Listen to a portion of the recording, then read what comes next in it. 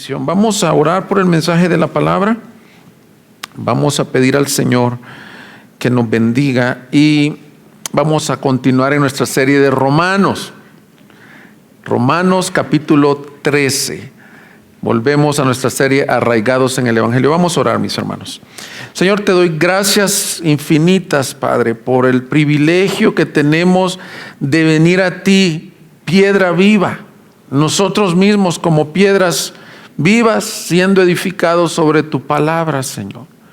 Te suplico que lo que se enseñe en este púlpito, primeramente te exalte solo a ti, Señor, sea aquello que tu Espíritu Santo quiere que se diga, Padre, y que sea de acuerdo a las sanas enseñanzas de la Escritura. Salva hoy, consuela hoy, edifica tu iglesia. Abre nuestros ojos y miraremos las maravillas de tu ley. Habla, decía aquel que tu siervo oye, Señor. Usa este tiempo a pesar de nuestras limitaciones como siervos, como hombres, como predicadores, Señor. Edifica tu iglesia el día de hoy. En el nombre de Jesús oramos. Amén. Este día estaremos retomando nuestra serie de Romanos arraigados en el Evangelio. Y precisamente estaremos viendo algo de cómo el Evangelio nos afecta en nuestra vida aquí en la tierra. El Evangelio tiene un poder no solo de transformación espiritual e interno, sino que nos prepara para vivir este presente tiempo en la tierra. Y el tema que estaremos estudiando estará de Romanos 13, versículos 1 al 7, y lo hemos titulado La postura del creyente ante las autoridades. Te pido que me acompañes a leer, por favor, versículo 1, Romanos 13, versículo 1 hasta el 7 de la Biblia de la versión de las Américas. Sométase toda persona a las autoridades que gobiernan, porque no hay autoridad sino de Dios, y las que existen por Dios son constituidas. Por consiguiente, el que resiste a la autoridad, a lo ordenado por Dios, se ha opuesto. Y los que se han opuesto sobre sí recibirán condenación, porque los gobernantes no son motivo de temor para los de buena conducta, sino para el que hace el mal. Deseas pues no temer a la autoridad, haz lo bueno y tendrás elogios de ella, pues es para ti un ministro de Dios para bien. Pero si haces lo malo, teme, porque no en vano lleva la espada, pues ministro es de Dios y un vengador que castiga al que practica lo malo. Por tanto es necesario someterse, no solo por razón del castigo, sino también por causa de la conciencia. Pues por esto también pagáis impuestos, porque los gobernantes son servidores de Dios, dedicados precisamente a esto.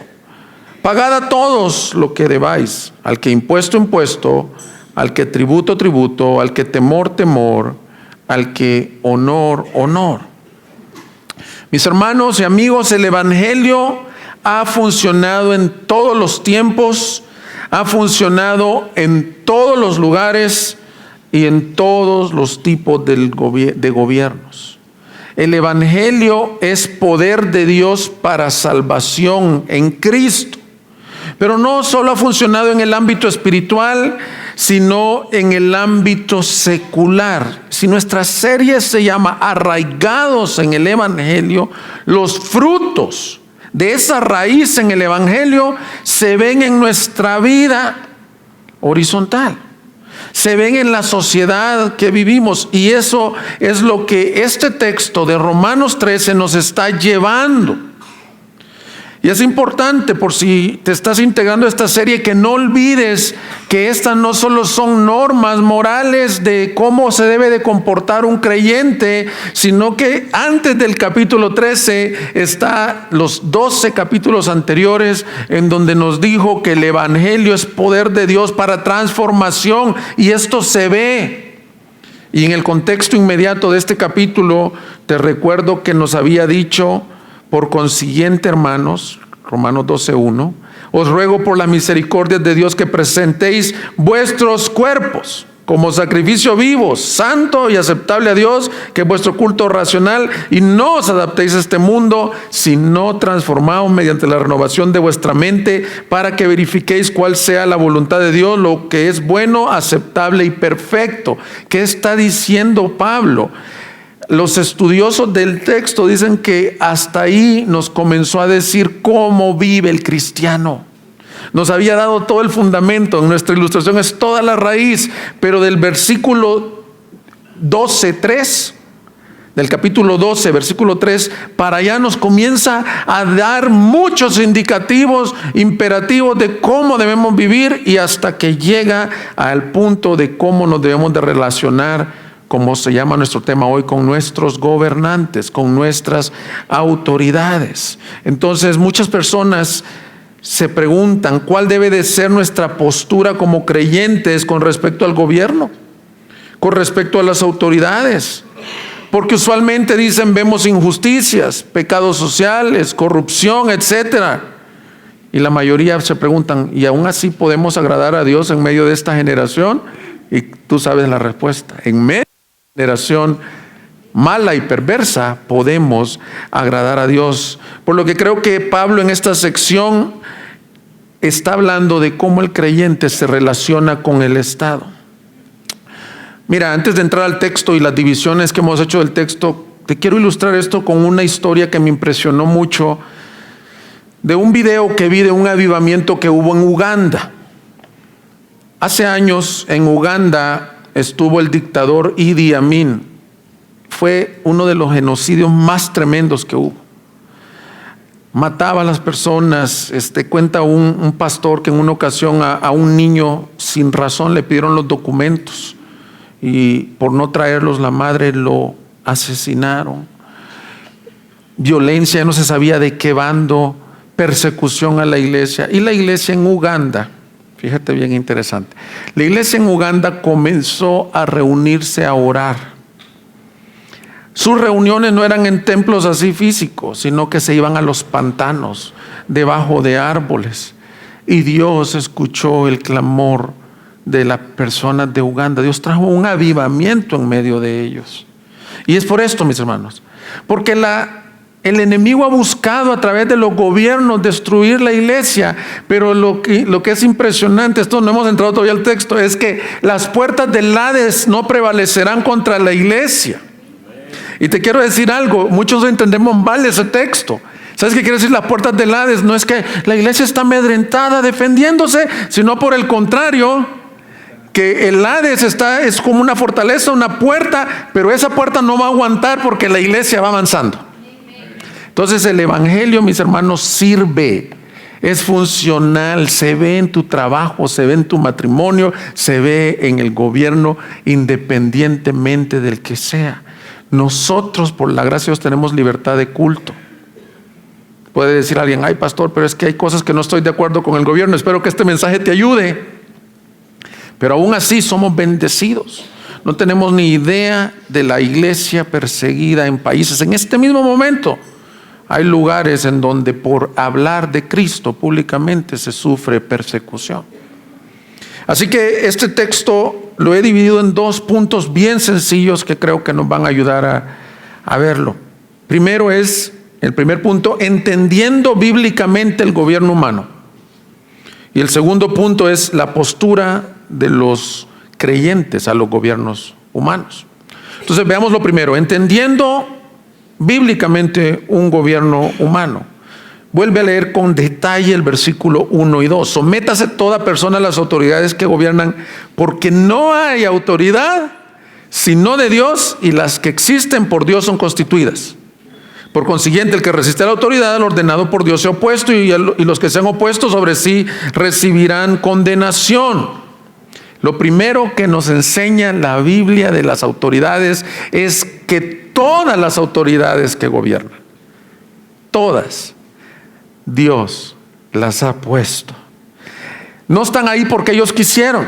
Yo entiendo que se hicieron campañas políticas, yo entiendo que ganaron legítima o ilegítimamente los lugares, no estoy hablando nada más en particular de México ni del estado de Jalisco, estoy hablando en generalidad de los gobiernos.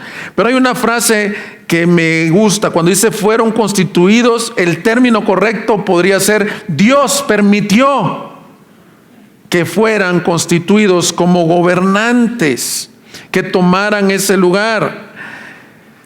Y alguien decía esta frase: aquellos que están en autoridad podrán no estar percatados, pero Dios les ha dado esa autoridad.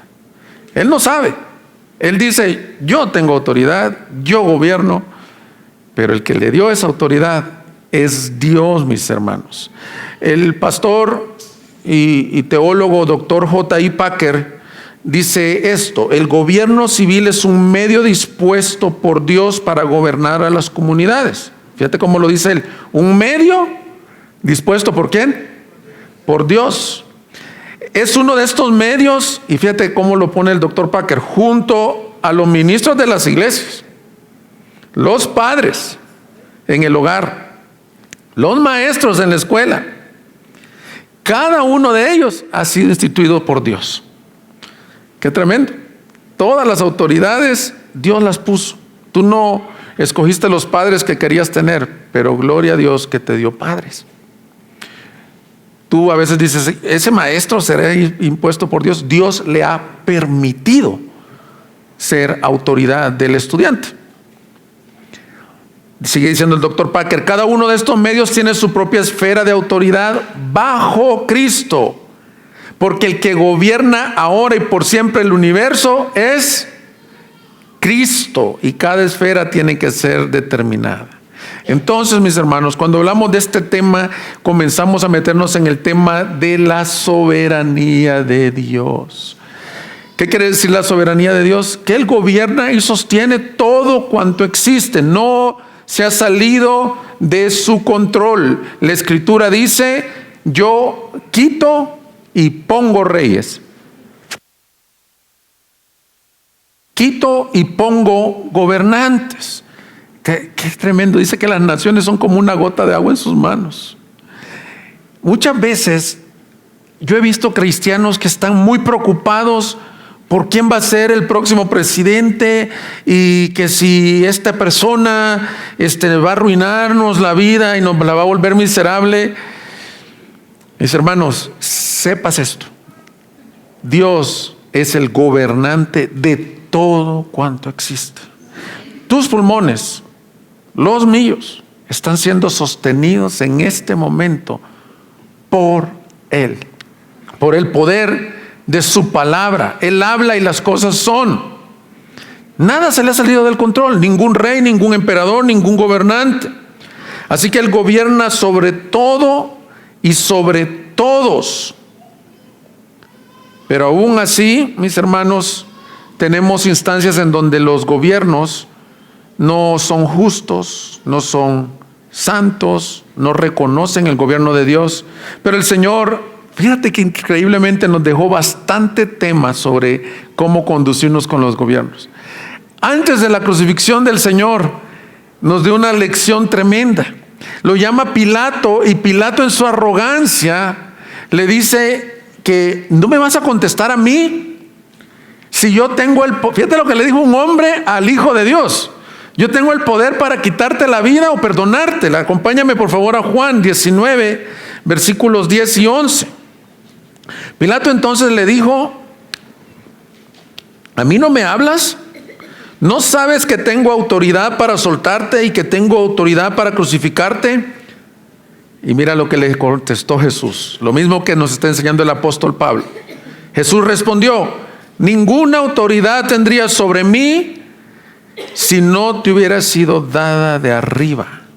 Por eso el que me entregó a ti tiene mayor pecado. Es bien interesante este texto. Algunos eruditos del texto dicen que se está refiriendo que ninguna autoridad tuvieras si no te lo hubiera dado Roma. Pilato estaba puesto por Roma. Pero si independientemente eso significa el texto, de todas formas, Pilato había sido puesto por Roma por voluntad soberana de Dios y no tendrías ninguna autoridad. Es más, Jesús dijo, ustedes no me están quitando la vida, yo la estoy dando por ustedes. Así que por difícil, mi hermano, que te parezca entender esto, las autoridades que tenemos, ¿quién las ha puesto? Dios. Ese es lo primero que este texto nos enseña en el versículo 1. ¿Qué más dice la Biblia de los gobiernos? Segunda cosa que dice: son una expresión de la gracia común de Dios. ¿Qué? El gobernante, y voy a aplicarlo un poquito más a la iglesia, mi marido, mi papá, son una expresión de la gracia común de Dios. Sí, porque mira el versículo 4. Pues es para ti un ministro de Dios para bien. El gobierno es un ministro de Dios para bien. Ahora hay que entender que es un ministro. Un ministro es un representante. Es alguien que gobierna bajo un rey. Y yo tengo aquí en pregunta: ¿un ministro de Dios? ¿Un ministro de Dios? Ahora, esto es bien importante entenderlo y veremos a lo que se refiere Pablo. Pablo está muy claro que esta carta iba a ser leída aproximadamente, no se sabe si en el 66 o despuesito del año 66, que habían pasado bajo el imperio de Nerón.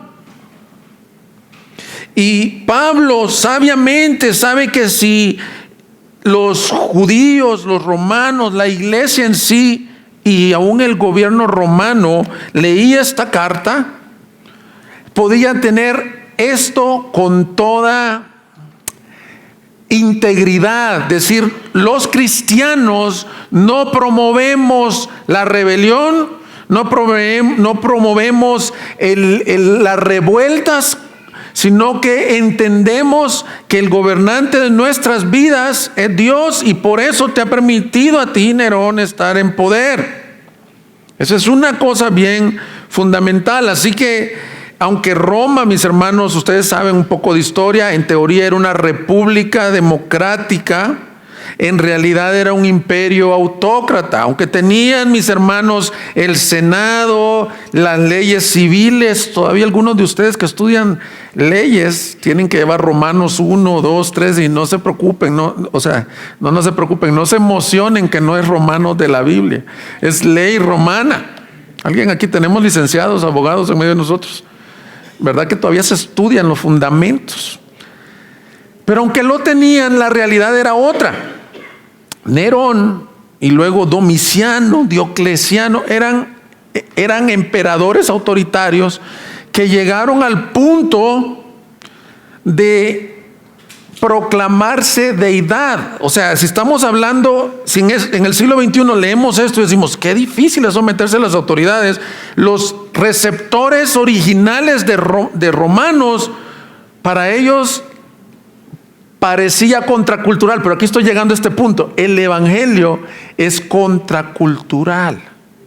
Esto está dirigido a los que se encuentran en el 12:2, a las vidas, a las personas que su vida está sobre el altar, que ya rindieron su vida a Cristo, y por eso puedes decir: wow, es un ministro de Dios para el bien.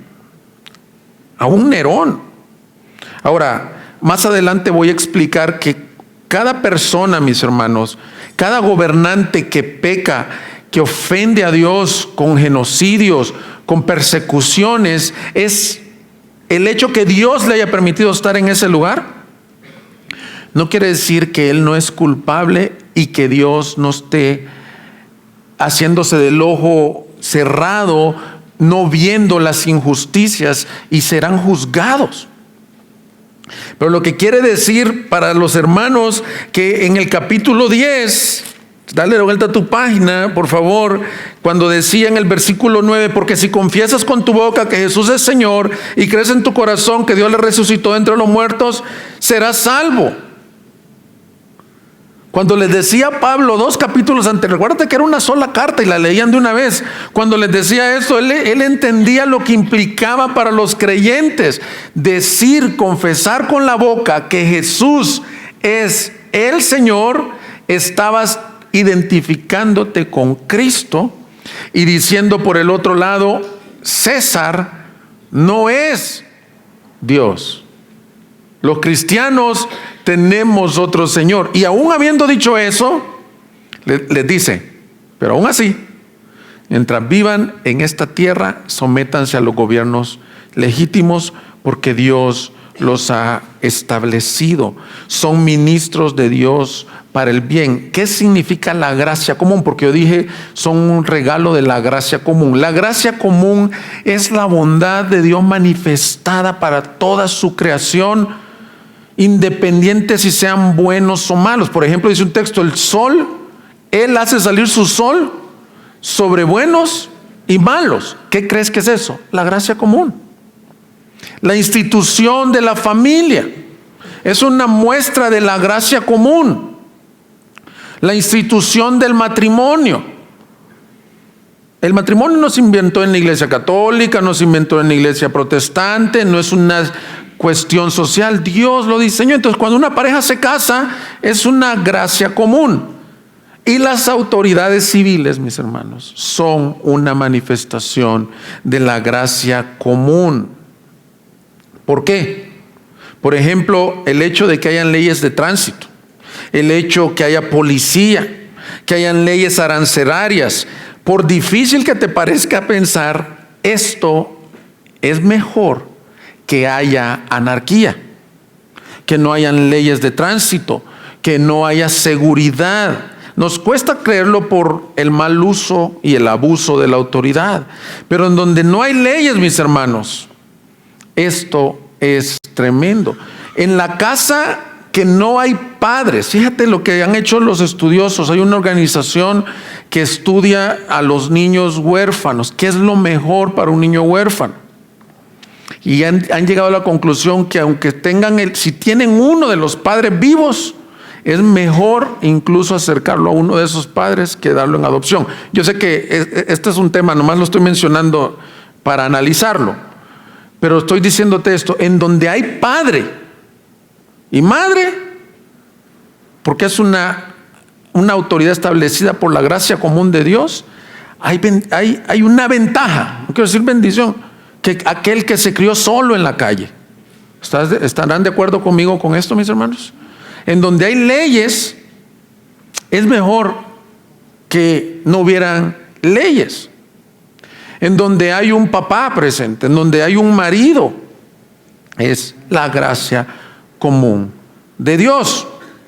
Decía la Confesión de Westminster, esto es bien importante, leía a J. y que casi nunca hago esto en las predicaciones porque me gusta más hacer mis propios comentarios, pero es bien importante que entiendas lo que la iglesia ha creído por siglos. La Confesión de Westminster habla de cuál debe ser la postura de los creyentes hacia las autoridades. Dice, Dios es el rey, estoy leyendo la Confesión de Westminster en el capítulo 23, Dios es el Señor y Rey Supremo de todo el mundo, pero ha dispuesto que haya magistrados civiles para que estén bajo él y sobre el pueblo para su propia gloria y el bien del público, dice aquí, pero de la gente gobernada.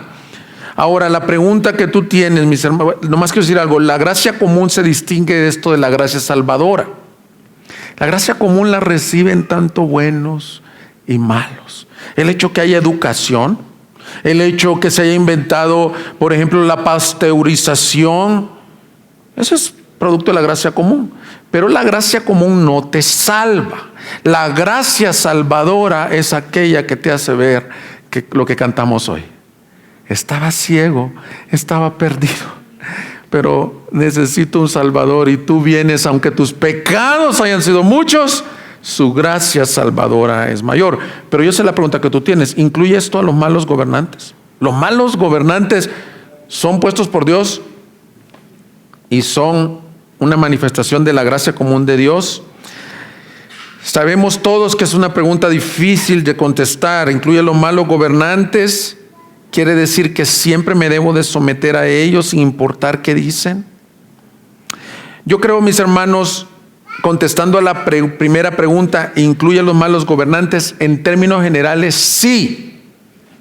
¿Por qué? Nabucodonosor fue un rey pagano de Babilonia. Destruyó Jerusalén, quemó el templo. Y en Jeremías 27:6 Dios dice: y ahora yo he puesto todas estas tierras en mano de Nabucodonosor, rey de Babilonia, mi siervo. Lo llama siervo al mismo tiempo o de igual forma que en Romanos 13:4, servidores de Dios. Así que, mis hermanos, incluye a los gobernantes malos. Pero quiero dejar bien claro este punto y no quiero confundirte. ¿Incluye o no incluye? Sí incluye, porque Dios es soberano. Pero Dios, no obstante, no aprueba la tiranía, no aprueba el pecado, no aprueba el abuso, no aprueba el genocidio, no aprueba la corrupción. Y es bien importante, no aprueba el racismo. ¿Estamos claros, mis hermanos? Les voy a dar una ilustración que es fuerte, pero es la verdad. Si una mujer es abusada sexualmente, la pregunta es, ¿qué pasó ahí? ¿Dios lo permitió? La verdad, mis hermanos, es que tendríamos que entender que Dios permite todo, pero entonces Dios es injusto.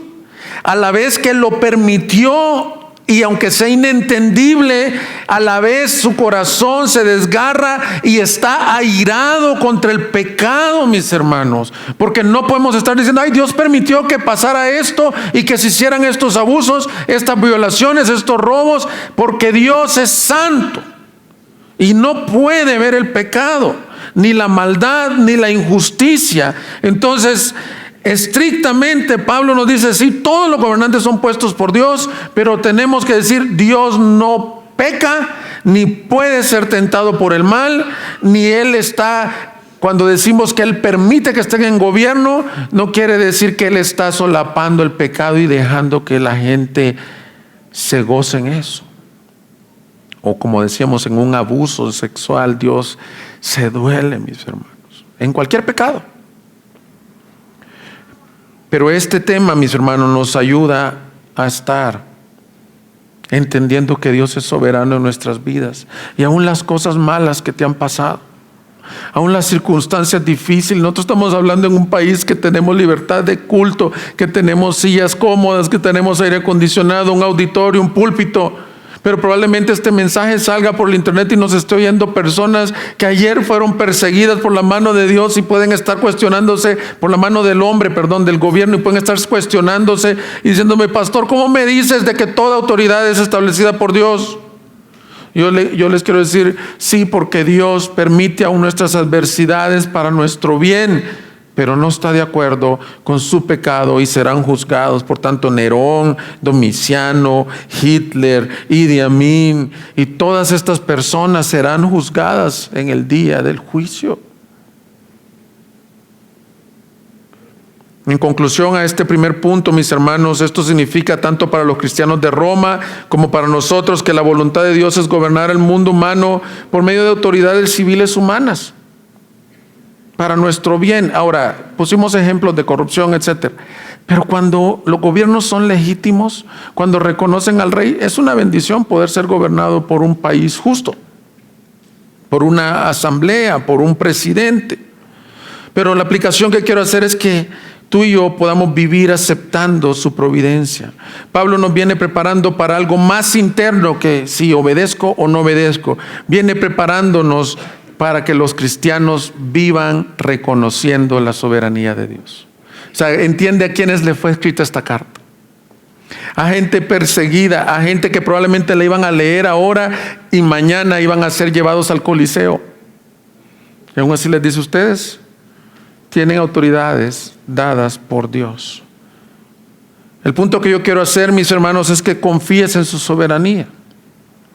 Cuando cantamos Rey, soberano, tienes que pensar esto: Dios está en su trono y todo lo que ha venido a tu vida ya sea gobierno, circunstancia, situación, por buena que sea o por difícil que sea, tu Dios y mi Dios está en su trono y no se ha movido, y nada de lo que está pasando está fuera de control para su iglesia. Y Él se glorificará en tu vida. Y hay un versículo que dice, ya sea por vida o por muerte, ya sea por escasez, por hambre o desnudez, somos puestos a espada todo el día, dice la Escritura. Y no lo estamos viviendo, pero somos puestos a espada todo el día. Pero dice, pero en todas estas cosas somos más que vencedores. ¿Por qué? Por medio de aquel que nos amó. Entonces mi pregunta es bien sencilla en este primer punto. ¿Tú confías en la soberanía de Dios en tu vida? Amén. ¿Tú crees que Dios te puso en las circunstancias que te puso? ¿Tú crees que Dios te decidió hacer nacer en este país, en esta república, con muchos recursos y muchas bendiciones? Eso honra a Dios. Eso es lo que Pablo está diciendo. Miren, ustedes se les fue dado gobiernos. Ahora, nuestro segundo punto, dijimos son 2 puntos. ¿Qué dice la Biblia de los gobiernos? Resumen, ¿son puestos por Dios? Y son ministros del bien, son una muestra de su gracia común. Ahora, segundo punto, ¿cuál es la postura del creyente? Que es lo que vamos a enfocarnos en nuestra segunda parte del mensaje y lo que resta de él. Lo primero que dice es una palabra bien difícil, especialmente para los millennials, y luego la generación que sigue los millennials es ofensiva, se llama obediencia. Y lo peor que ahí no dice obediencia, dice sumisión. Sumisión es ofensivísimo en el mundo posmoderno que vivimos. Ahora, yo espero que este mensaje nos ayude a ver cuál es la obediencia cristiana y por qué obedecer a un gobierno que no es cristiano. Lo primero que dice el versículo 1 es bien claro, es un llamado a la obediencia. Dice el pastor John Piper, sométanse a ella no involucra reverencia, ni tampoco involucra que el gobierno se involucre en tu reverencia a Dios. Es importante dejar eso claro. No hay reverencias para los gobernantes, dice el pastor Piper. Dios los ha despojado de toda su autoridad final. Eso es lo que quiere decir el versículo 1, dice Piper. No son Dios, Dios es Dios. Cuando usted se somete, mira qué hermoso, usted lo hace por el bien de Dios. Eso lo dice el pastor John Piper. Pero no importa si no lo dijera, con todo el respeto que tiene mi hermano y mi admiración, porque la Escritura te dice eso. Cuando tú obedeces a una autoridad tuya, lo haces, escucha bien, cristiano, creyente, por causa no de ellos, sino de ¿quién? De Dios. Primera de Pedro, capítulo 2, versículos 13 al 14, nos dice eso exactamente. Someteos, y yo lo tengo en mi Biblia subrayado, por causa ¿de quién? Del Señor, a toda institución humana, ya sea al rey como autoridad o a los gobernantes como enviados por él para castigo de los malhechores y alabanza de los que hacen bien. Pedro, no creas que estudiaban al mismo tiempo que con Pablo y se ponían de acuerdo en ¿qué predicamos, Pedro? No, pues lo que tú consideres ahí. A ver, tú di lo mismo que yo. No, esto está siendo guiado por el Espíritu.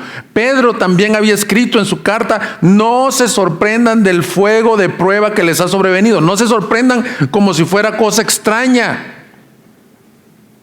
Era una iglesia perseguida y Pedro les dice exactamente lo mismo que Pablo a la iglesia. Pero me encanta que él le agrega, sométanse no por ellos, por causa del Señor. Y miren mis hermanos, cuando el Señor dijo, vosotros sois la luz del mundo y la sal de la tierra, me encanta que él dice, una luz no se pone en alto y se le pone algo que la tape, más bien no se pone bajo de un almud, se pone en alto más bien para que sea vista por todos los hombres. Pedro y Pablo le están escribiendo a una iglesia que sabía que tenía acusaciones directas. Miren, los cristianos del primer siglo se les acusaba de caníbales. No sé si sabías eso tú, porque ellos decían que comían la carne y la sangre de Cristo. Era una acusación falsa. Se les acusaba de revoltosos, lo cual no era cierto. ellos que habían sido comparados con los grupos guerrilleros de aquel tiempo y decían, esos también son los cristianos. No era cierto. Se les condenó de haber quemado Roma. Entonces Pedro y Pablo, inspirados por el Espíritu Santo, les dicen, miren, su obediencia va a mostrar, va a cerrar la boca de aquellos que nos injurian, que nos insultan y nos acusan sin causa, y va a decir, pero es que no encontramos en ellos ningún mal. Ellos son diferentes, son personas de bien en la sociedad. Y si nos remontamos al libro de Daniel en el Antiguo Testamento, pasó exactamente lo mismo. Buscaban una ocasión para acusar a Daniel. Buscaban una ocasión para acusar a los amigos de Daniel. Y al no encontrarla, ¿de qué lo acusaron? De que oraba al Señor. Esa fue la acusación, mis hermanos.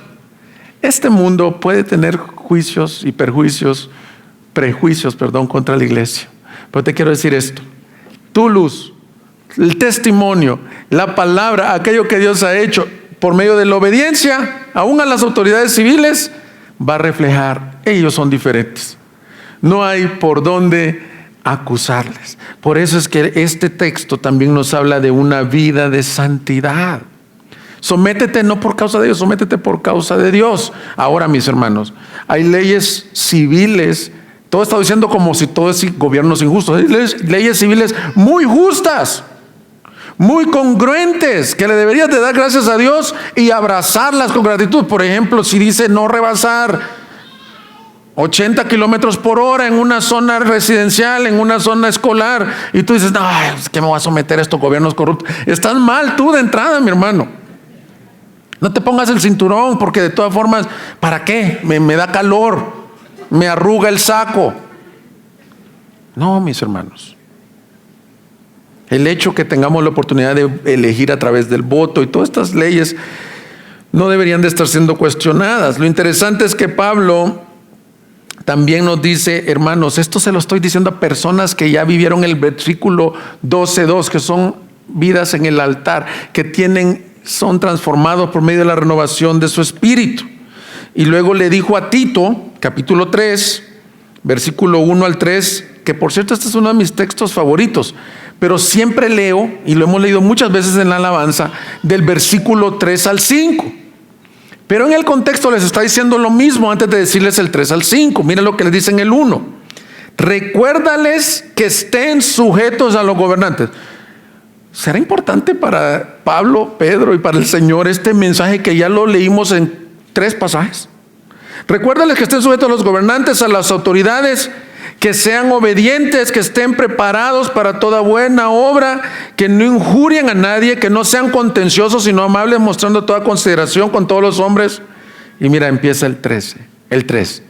Porque nosotros también en otro tiempo éramos necios, desobedientes, extraviados, esclavos de deleites y placeres diversos, viviendo en malicia, en envidia, aborrecibles y odiándonos unos a otros. Ese porque hace toda la diferencia, mis hermanos. Lo hemos leído muchas veces desde el 3 en este púlpito. Pero en el contexto que lo estamos predicando hoy, tú te sometes, tú eres obediente, tú eres diferente. ¿Sabes por qué? Porque antes no lo eras, porque antes estabas perdido. Y mis hermanos, en ese texto está contenido el evangelio, la razón por la que nosotros podemos obedecer a las autoridades civiles, porque te puedes someter a toda autoridad en obediencia, es porque tú y yo estábamos perdidos, porque éramos rebeldes, porque no queríamos seguir ninguna ley. Pero un día apareció en nuestro encuentro el monte Calvario, y en el monte Calvario había una cruz en donde el único justo, el único que jamás en su vida desobedeció ni tuvo la intención de desobedecer, fue colgado en ese madero junto con malhechores. El justo por los injustos. Y no digas por los injustos, di por los injustos, por mí. Y la luz de Cristo resplandeció en tu corazón y nos ha transformado, mis hermanos. Eso quiere ver el mundo, personas transformadas de verdad. No les interesa escuchar religiosos. El Señor a los que más recio les hablaba y más fuerte era a los fariseos, porque les decía: ustedes por fuera andan bien blanquecitos y por dentro son huesos, están muertos. No, mis hermanos, la iglesia no es farisea. La iglesia, por la gracia de Dios, ha recibido vida y vida nueva. Esto tiene muchas aplicaciones. Miren, yo por ejemplo, cuando era recién convertido, de verdad se los digo con vergüenza, y sé que esto sale en el internet, yo a veces compraba películas pirata. Y tú dices: pues ¿qué tiene de malo? Le das trabajo a los que no tienen un trabajo formal. Sí, a veces conseguía software piratas. Te lo vendes y alguien: no, pues te pongo ahí el software. ¿Sabes lo que estás haciendo cuando haces eso? Contribuyes a toda la red de corrupción del país. Tú como cristiano eres sal, eres diferente, pero no porque eres moralmente bueno, ya lo dije, sino que el evangelio te ha alcanzado. Todas las implicaciones de esto: te roban la casetera, bueno, ya no es casetera, te roban el audio video de tu vehículo. Y lo más fácil que es ir a conseguirlo allá donde venden las cosas robadas, ¿sí o no?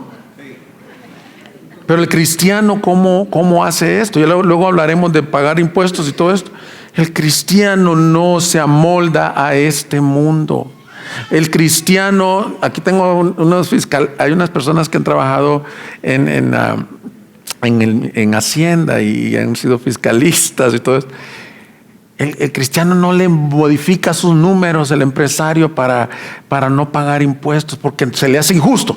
No, Pablo te dice: tú tienes el evangelio, tú estabas perdido, tú ya tienes lo más hermoso, tú eres ciudadano del cielo, tú ya eres otra persona, mi hermano. Ahora vive como tal. Créetela, decía alguien, créete que eres un nacido de nuevo. Hay algunas razones que el pasaje nos da para someternos.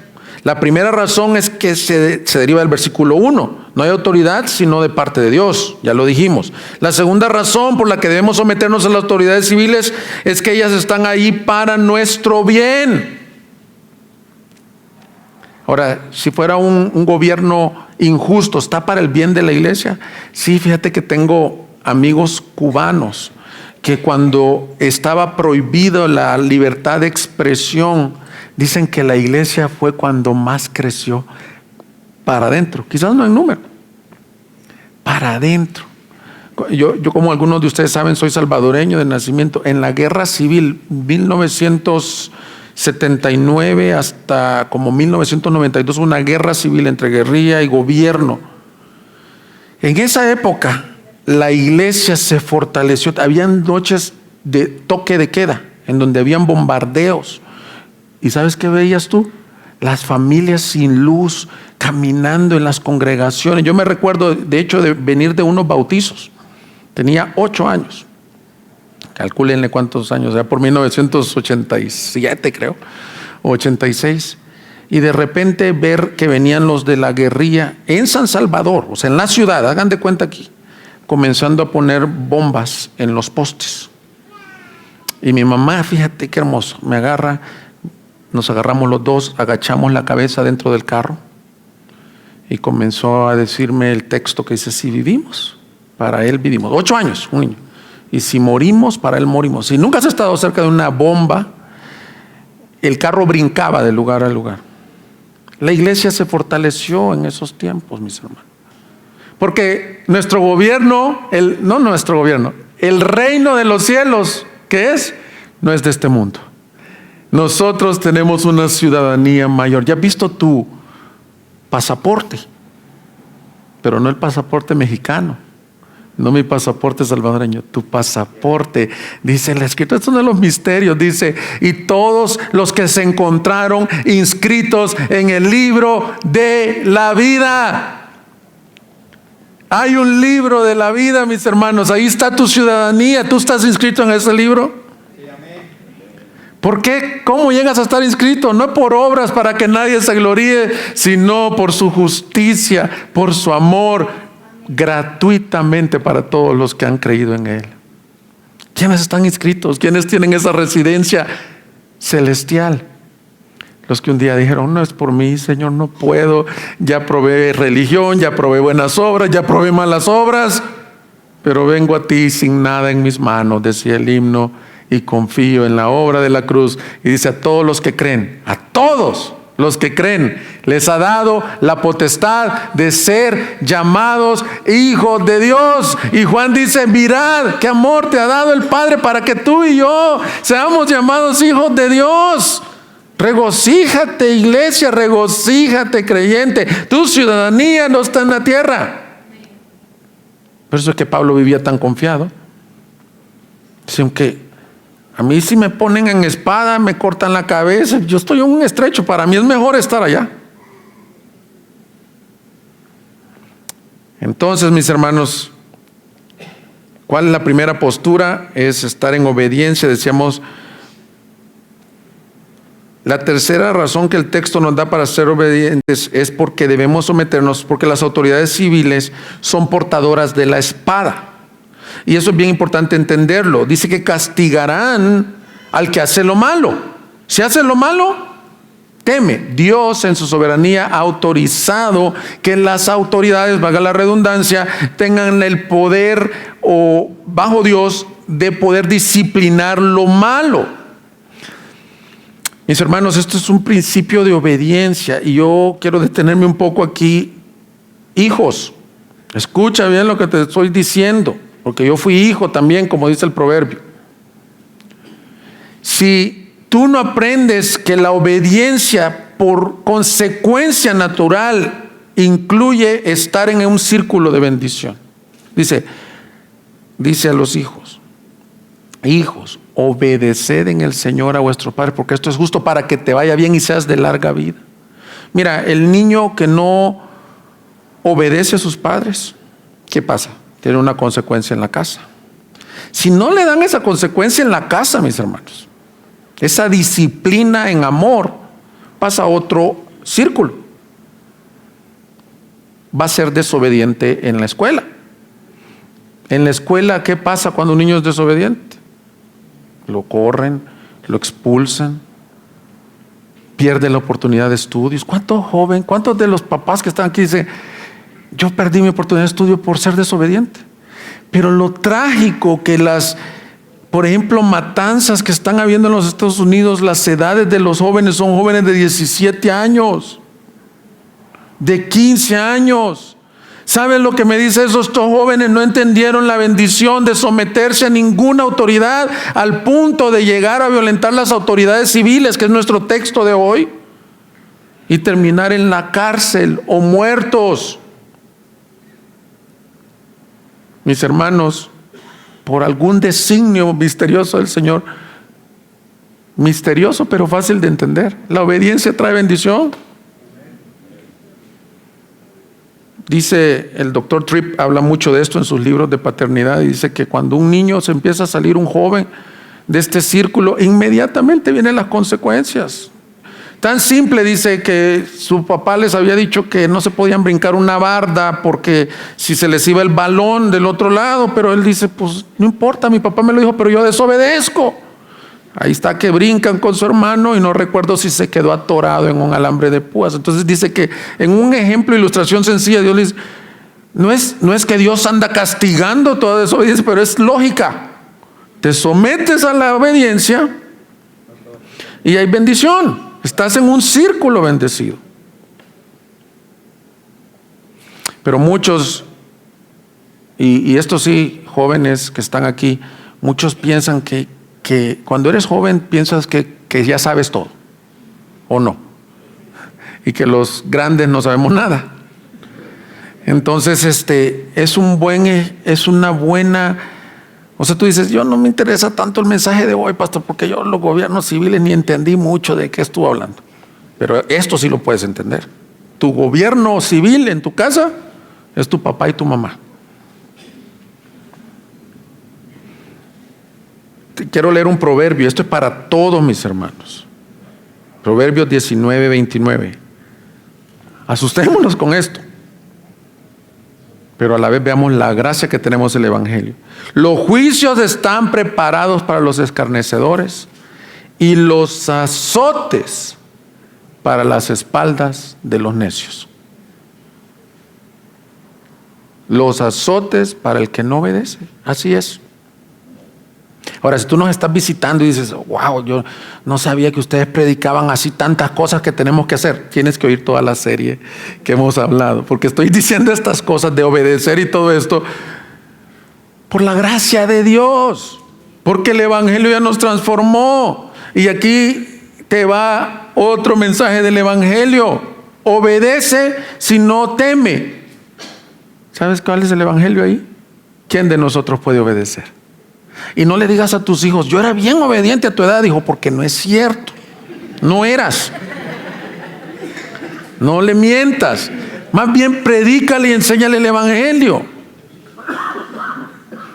Fíjense que mi suegra, curiosamente, fue mi maestra en preparatoria. De ahí conocí a la familia de mi esposo. Entonces, yo le dije una vez a mi hijo así. Le dije, no, que yo me portaba muy bien en la escuela. Y fue y le preguntó a la abuelita si era cierto. Entonces, miren, esto es el Evangelio. Un niño, un joven no puede obedecer a sus padres. Nosotros tampoco a veces podemos obedecer los gobiernos civiles, lo que sea, las autoridades que tengan, a tu pastor, a tu esposo.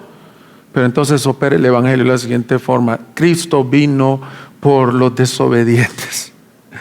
Porque todos nosotros éramos desobedientes y necios y desleales.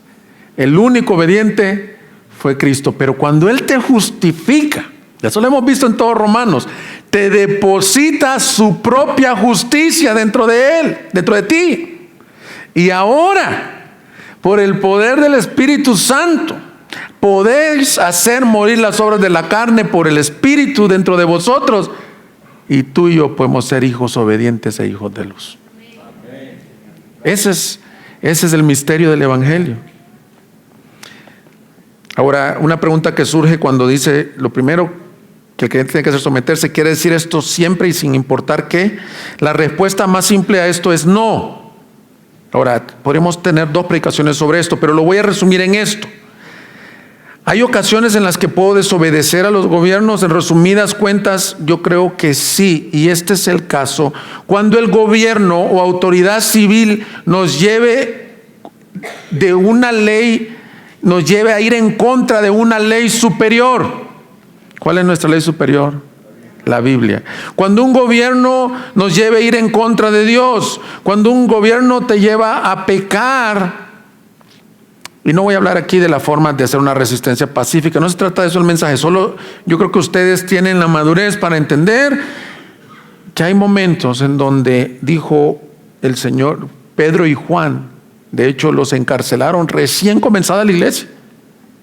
Ustedes recuerdan esa historia, predican, sanan al paralítico allá en la entrada del templo y lo primero que, imagínate qué comienzo de iglesia. Vamos bien los primeros meses. ¿Cómo está la iglesia en Gracia Soberana Guadalajara? Nos pueden preguntar los hermanos de allá de Ciudad Juárez o del Paso, que fueron los que estamos en la familia iglesia con cobertura con ellos. Súper bien. El primer domingo 3,000 convertidos. ¡Wow! Y el segundo 5,000 convertidos. ¡Wow! 8,000 en las predicaciones. Sí, y luego íbamos entrando con Luis al templo y le predicamos un paralítico y se levantó y nos metieron a la cárcel y nos azotaron. Mis hermanos, el crecimiento numérico no era lo bien que tenía la iglesia del primer siglo. Lo bien que tenía la iglesia del primer siglo es que habían confiado totalmente en la gracia de Dios y vivían al 100% para Dios, a tal punto que habían entregado sus pertenencias, pero los meten a la cárcel. Y ahí me encanta que ellos puedan haber dicho, ¿saben qué? Aquí la dejamos. Váyanse cada uno para su casa. Hasta aquí la dejamos. Hechos 4:18 dice, cuando los llamaron, les ordenaron no hablar ni enseñar en nombre de Jesús. Vengan, Pedro y Juan, prohibido que prediquen a Cristo. Mas respondieron Pedro y Juan y les dijeron, vosotros mismos juzgad si esto es justo delante de Dios, obedecer a vosotros antes que a Dios, porque nosotros no podemos dejar de decir lo que hemos visto y oído. Y esto ha sido la historia de la iglesia. Por eso es que en esos lugares donde es prohibido el evangelio se sigue predicando. Se siguen metiendo Biblias a veces. Ahora, esto no significa que, entonces dijo que podías obedecer las leyes de tránsito, las leyes arancelarias. No tienen nada que ver. ¿Cuándo puedo? Cuando hay una resistencia al Señor. Pues la respuesta simple es: en todo debo de obedecer, excepto en aquello que me lleve a pecar.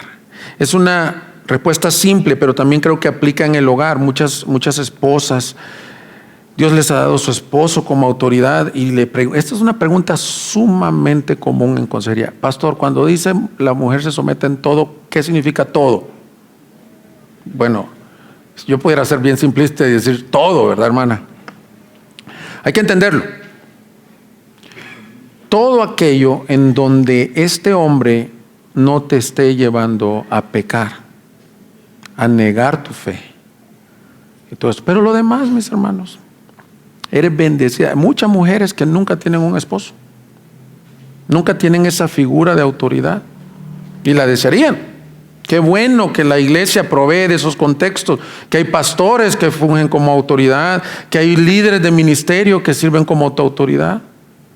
Pero si tú tienes un marido y no te está llevando a pecar, ni a deshonrar a Dios, ni a negar tu fe, entonces la sujeción. Ahora mucho más si tu marido cumple lo que la Escritura dice.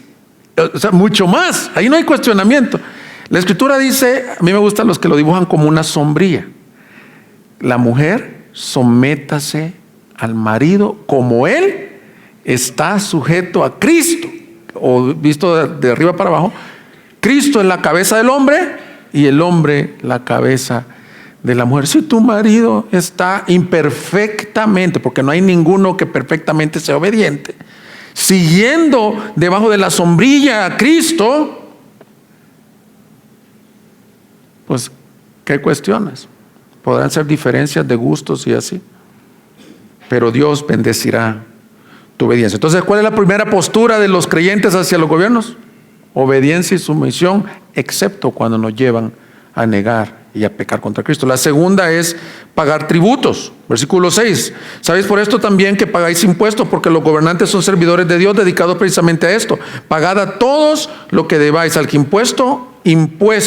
Aquí lo que nos está hablando, mis hermanos, es, más bien dicho, la esencia de este principio es que lo terrenal es para aquí, para la tierra. Lo que pasa es que decía Martín Lutero: muéstrame qué tan santificado estás de acuerdo a qué tan santificado está tu bolsillo. Porque esta es una de las áreas más duras de aceptar. Yo entiendo cuánto es el porcentaje de cantidad tributaria que pagamos. El empleado normal es mucho. Pero la postura que te está diciendo Pablo no es que diga: no, pues yo no voy a pagar impuestos, yo me los voy a brincar porque son injustos. No, dice: págalos. Y te voy a dar la razón, porque Jesús había enseñado la razón. Pablo probablemente está pensando en la enseñanza de Jesús en Mateo 22:19. Les dijo: mostradme la moneda que se usa para pagar este impuesto. Fíjense bien esta enseñanza. Jesús les dijo: no querían pagar el impuesto, muéstrame la moneda, a ver. Y que trajeron un denario. Y les dijo: ¿de quién es esta imagen en la inscripción? Del César. Y les dice: den al César lo que es del César.